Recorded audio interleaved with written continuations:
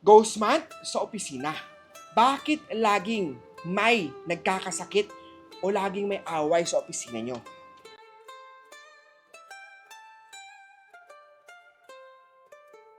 May multo nga ba sa office nyo?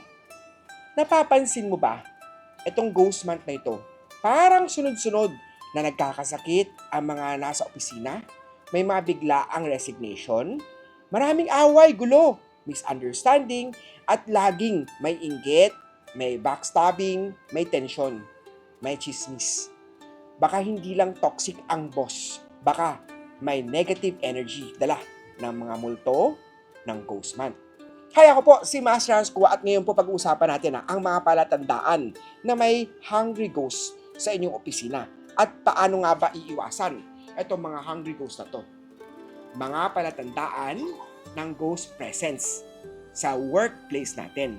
Una-una dyan yung mga tinatawag nating mga biglaang pagkalaglag ng mga gamit.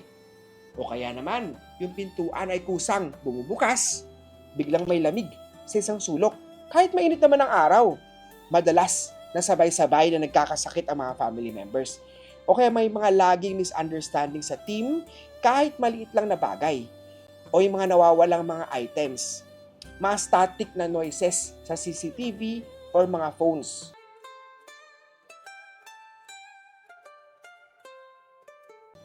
Ano ang dapat gawin sa opisina tuwing Hungry Ghost Month?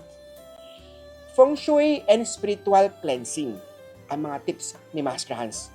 Importante na imbitahan si Master Hans Kua na mag-conduct ng Ghost Month ritual.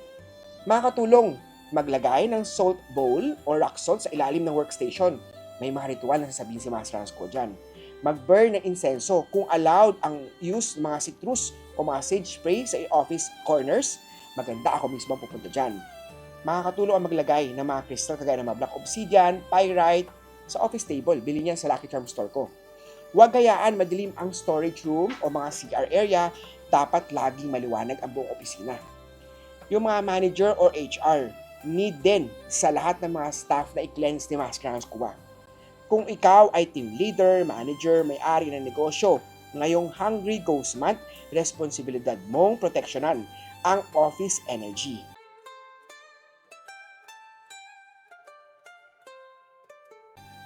Magpa-space cleansing or office blessing ng Ghost Month ritual kay Master Hans Kua. Huwag nating hayaan sirain ng trabaho at relasyon ang mga spiritong hindi mo nakikita. Proteksyonan natin ang inyong negosyo, ang inyong team, ang kinabukasan ng lahat. Hi, ako po, si Master Hans Kua. Ang malas sa opisina, pwede nating iwasan kung may tamang gabay. Imbitahan ako sa Feng Shui Ghost Month Ritual during this Ghost Month na to. Ako mismo ang magpupunta sa bahay mo, opisina mo, para mag-alay tayo ng mga pagkain, ng mga dasal, ng mga insenso. Magbaburn tayo ng mga paper money para itong Ghost Month na to ay magdala ng mga happy ghosts. Imbes yung mga hungry ghosts ay maging happy ghosts sila, na posible daw magdala ng mga blessing sa inyong negosyo, sa inyong bahay, sa inyong buhay. O paano? Message lang po ako sa 0922-829-0382. PM lang po sa video na to.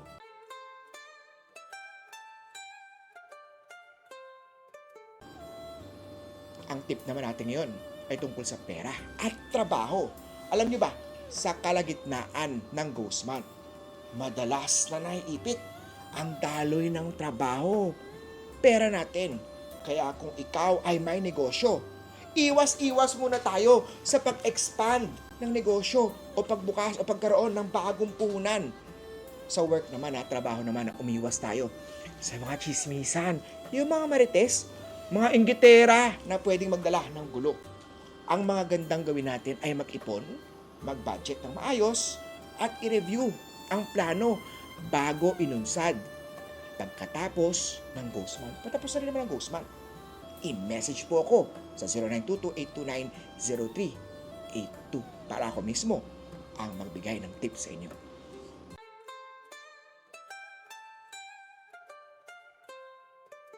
Isa pa, maglagay ng Chinese coins o sa wallet nyo po sa opisina para manatiling magandang daloy ng swerte at hindi tuluyan na bumara. Imbitahan si Master Hans kung ako mismo ang pupunta sa negosyo, sa tindahan nyo po, sa bahay nyo po. Importante ang hungry ghost para sila po ay maging happy ghost at posible daw sila magdala ng blessing ng success sa buhay, sa negosyo at sa pamilya. Na mag-ghost month ritual tayo. Anong ginagawa ng ghost month ritual? Ako mismo ang tuturo. Ano mga alay, mga dasal na pwede natin gawin para sa mga i-message po ako sa 0922-829-0382 para ako mismo ang magbigay ng tips sa inyo.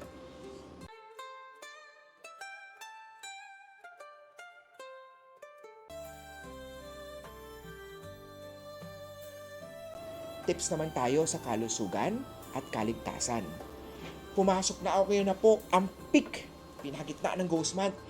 Hindi lang spirit ang mga active, kung hindi pati na rin ang mga aksidente. Iwasan natin ang mga risky na mga travel, lalo na itong gabihan. Huwag maglalakad ng mag-isa sa madilim na kalsada. Sa bahay naman na importante na mga electrical appliances natin ay maayos dahil itong panahon na to, ang mga sunog ay at sakuna ay nasa peak din. Para tiliin din malakas ang kalusugan, uminom ng vitamins, huwag pabayaan ang kalusugan, mag-exercise, matulog, magpahinga, huwag magpabasa sa ulan o huwag yung mga sipon na yun, alagaan, bantayan yun. Magsabit ng holo, bilhin ng holo sa tindahan ni Master Hans Kuwa. Magandang holo ilagay sa kama para sa kalusugan, maglagay ng mga medicine Buddha, mga bells o wind chime sa inyong office, sa inyong bahay, sa inyong living room o sa sala. Pang kontra yan sa mga malas na mga dala ng mga kaluluwang ligaw.